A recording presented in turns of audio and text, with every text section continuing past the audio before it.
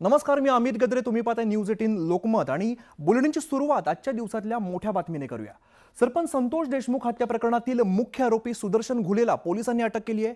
गेले 25 दिवस पोलिसांना गुंगारा देणाऱ्या या नराधमांना कोणी मदत केली हे समोर येणं गरजेचं आहे. शिवाय हत्या कशासाठी केली याचा खुलासा आता सीआयडीच्या तपासातून समोर येणार आहे.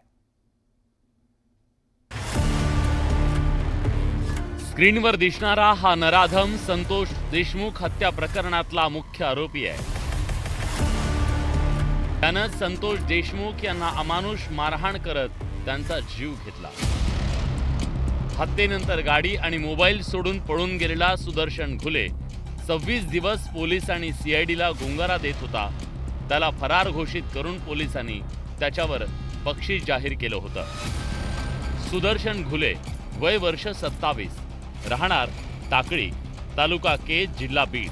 शिक्षण इयत्ता 7वी. धंदा ऊसतोड मुकादम. सुदर्शन घुले हा मुकादम असला तरी त्याचा खरा धंदा वेगळाच होता. उचल घेऊन कामाला न आलेल्या मजुरांकडून तो वसुली करायचा.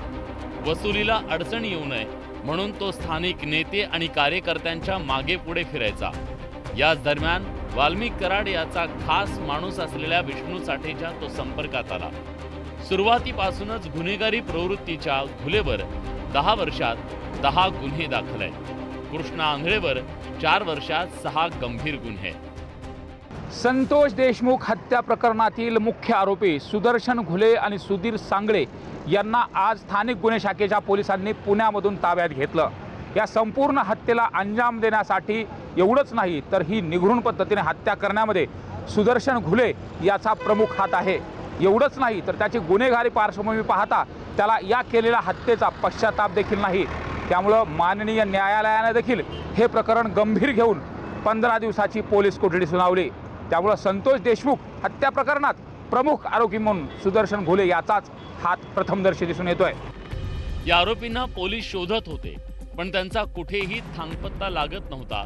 पण पोलिसांच्या हाती एक असा दुवा लागला ज्याच्यावर संशय होता की त्याने सुदर्शन घुले आणि कृष्णा आंधळेला पळून जायला मदत केली आणि तो म्हणजे डॉक्टर संभाजी वायबसे. पोलिसांनी त्याला ताब्यात घेतलं. त्याची चौकशी केल्यानंतर कळलं की तो पडद्यामागचा मोठा सूत्रधार होता. तो आरोपींच्या संपर्कात होता, त्यांना मदत करत होता. त्याच्या माध्यमातूनच पोलिसांनी आरोपींच्या मुसक्या वळल्या.